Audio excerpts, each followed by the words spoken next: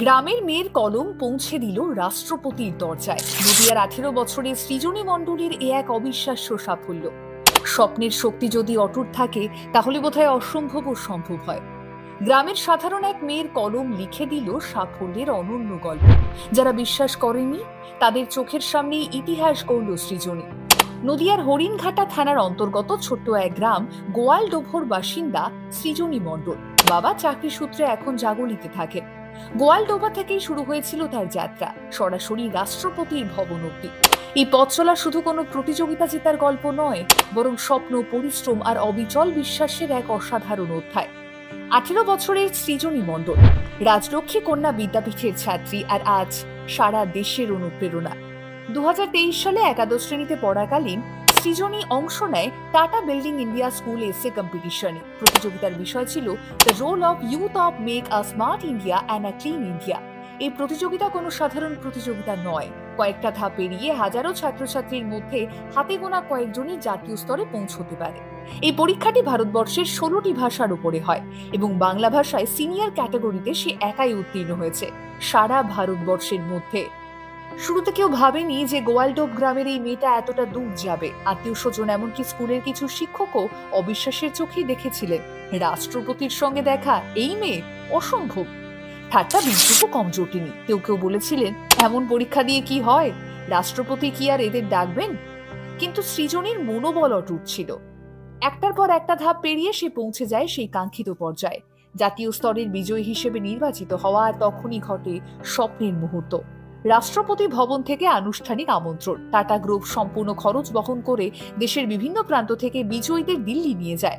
রাষ্ট্রপতি ভবনে পৌঁছে সৃজনী পায় সম্মান, আপ্যায়নার সেই অমূল্য সাক্ষাৎ, যেটা ছিল তার জীবনের সবচেয়ে বেশি গর্বের মুহূর্ত। সৃজনীর পারিবারিক পটভূমি মোটেই বিলাসবহুল নয়। মা বাবা দুজনেই স্কুল শিক্ষক, দাদুও ছিলেন তাই। এক সাধারণ মধ্যবিত্ত শিক্ষিত পরিবারের বড় মেয়ে হিসেবে শৈশব থেকে লেখাপড়ার প্রতি অনুরাগী ছিল সে। কখনো তাকে পড়তে বসতে বলতে হয়নি। বইয়ের প্রতি তার ভালোবাসা যেন জন্মগত। এই সৃজনী প্রতিযোগিতায় অংশ নেয় যখন, তখন তার লক্ষ্য ছিল কেবল নিজের চিন্তাধারায় লিখে প্রকাশ করা, জেতা নয়। কিন্তু নিষ্ঠা, লেখার গভীরতা আর বিষয়ের প্রতি আন্তরিকতা তাকে এগিয়ে নিয়ে চলে। তার প্রবন্ধ শুধুই শব্দের সমষ্টি নয়, ছিল ভবিষ্যতে ভারতকে দেখার এক স্বপ্নময় দৃষ্টিভঙ্গি, যেখানে তরুণ প্রজন্ম স্মার্ট ও ক্লিন ইন্ডিয়ার নির্মাতা। আজ সে উচ্চ মাধ্যমিক পাশ করেছে, স্বপ্ন দেখছে ভূতত্ত্ববিদ হওয়া। ইতিমধ্যে কেন্দ্রীয় বিশ্ববিদ্যালয়ে জিওলজি নিয়ে পড়ার সুযোগ পেয়েছে। তার চোখে এখন আরো বড় স্বপ্ন, গবেষণার নতুন আবিষ্কার, ভারতের নাম আরো একটু উজ্জ্বল করার।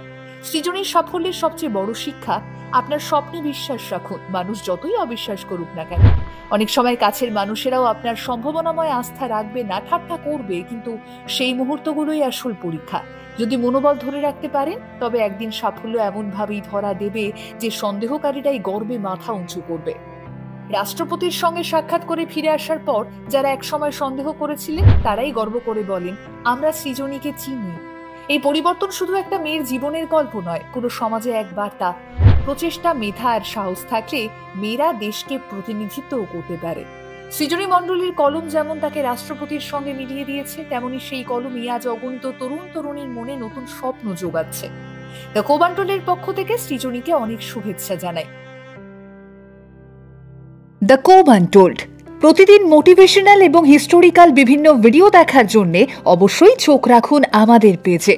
দ্য কোবান্টল বলে আমার আপনার মতো সাধারণ মানুষদের কথা, আর তাই সাধারণদের অসাধারণ গল্প শুনতে অবশ্যই আমাদের পেজে চোখ রাখতেই হবে আপনাকে।